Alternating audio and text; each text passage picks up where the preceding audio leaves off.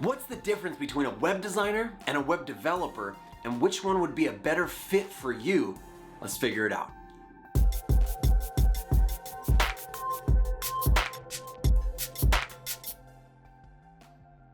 What's up everybody, I'm Jesse Showalter, and today we're going to figure out those differences between a web designer and a web developer. And it's a great career to be kind of pursuing, but when you're first starting out, you kind of don't know maybe where you fit. And so there are some people that are kind of both, and there is a lot of crossover between the two fields, but I want to talk specifically about the roles, the tools, and the expectations of the two different kind of fields, and then which one is the best kind of fit for you. Let's first start by kind of defining the two fields. We'll start with web design. I'm going to use a car analogy. A web designer would be the person who kind of designs the aesthetics of the car. What the car looks like, what the car looks like on the exterior, on the interior, how it feels, all of that stuff, the experience, the aesthetic. That's a web designer. The web developer would be responsible for all of those internal kind of components like the engine and the transmission and all the other parts of the car that you don't even realize you're using when you're using it. That's the web developer. It makes it function, makes it move, makes it go. But just like an engine is useless without the car, and the car itself is useless without the engine, the two have to go together. Inevitably, they're going to go together. They're either going to be the same person, a web designer and developer, or they're going to be working in the same team, and they're going to be utilizing each other's strengths and skill sets to accomplish their goal. I'm going to first start by talking about design, okay? So web design or design in general. The tools of the trade for a designer are going to be aesthetic tools like Photoshop or Sketch, interface design tools, user experience tools. But these would be the tools that affect the aesthetic of any sort of design, whether that's print design, web design, product design, whatever it is. These are going to be the things that you can actually create things to look at, okay? So visual tools, knowing how to use those tools. And so it's important that you know those tools. It's important that not only do you know the tools, but you know some of the principles and the foundations of design. So we're talking about color and space and line and form and all of those things. This is the realm of a designer, but yes, also web designers. Now, web designers don't need to know how to code.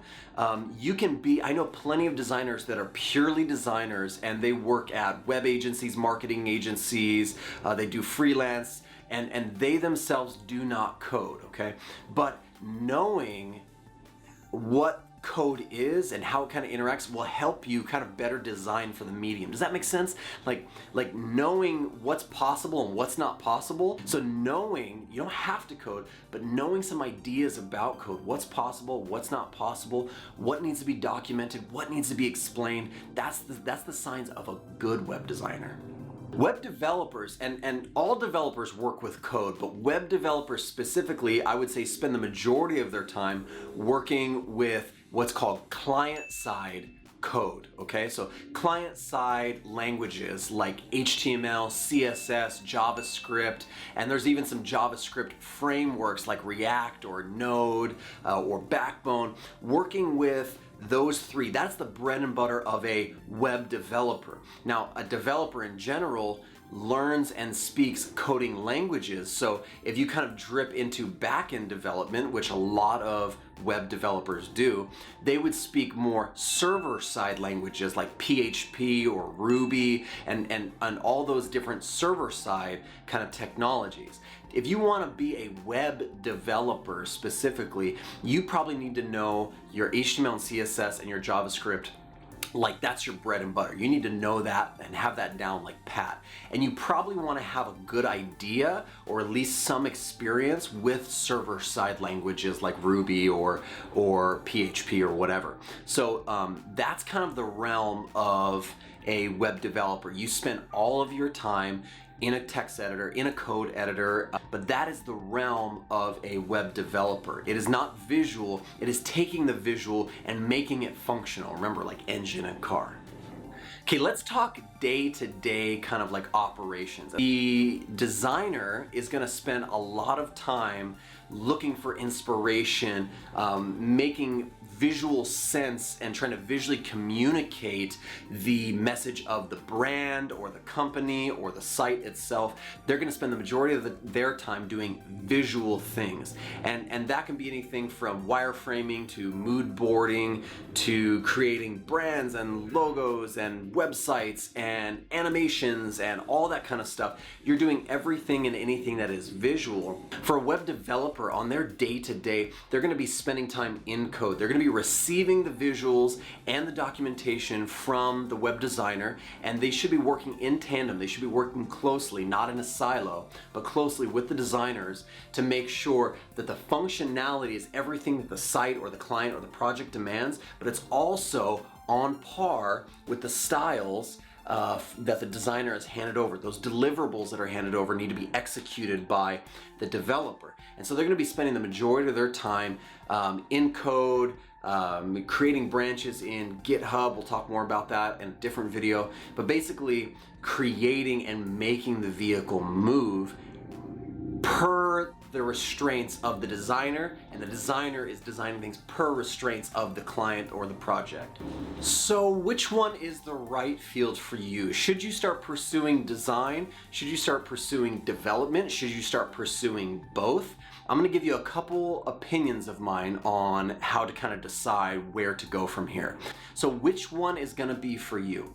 My opinion is this, take it from somebody who's done both and does both. If you are a person who enjoys the visual aspects of things, and remember, design is problem solving. It's not just making pretty things. But if you're somebody who likes to express your problem solving through visual modes of solution, like I think I could make sense of that using color. I feel like I could make sense of that using typography and photography and all those things. Then design might actually be more for you, okay? Somebody who likes to make sense of problems that way. If you are a person who likes to do puzzles face down, if you're a person who likes to analyze things, and if you were the kid that liked to take your remote control car apart and see how it worked, you might be the person who's a developer. Just say, maybe dabble, try a little bit of both of them out and see which one suits you, and then follow one. And here's, I think the good news is, none of this is final. Because these things are so closely related in the creative or tech kind of world, you have the ability to change your mind. You have the ability to kind of flex and decide where you want to be, where you want your kind of space to be. I started out thinking I wanted to do nothing but print design and package design. And I realized very quickly I hated that. And I moved over to digital design. And now I do primarily interface design, experience design, and front-end development. And that's what I really, really love to do. But it took me some years to figure it out. So I hope this video has really helped in some way for those of you that are just starting out, trying to figure out which one would be for you. I think both of them are awesome careers. I'm really, really excited for you to start down one of these paths, both of these paths, whatever it is that kind of floats your boat and suits you. I just hope whether you go down the path of design or down the path of like development, I just hope that you enjoy yourself.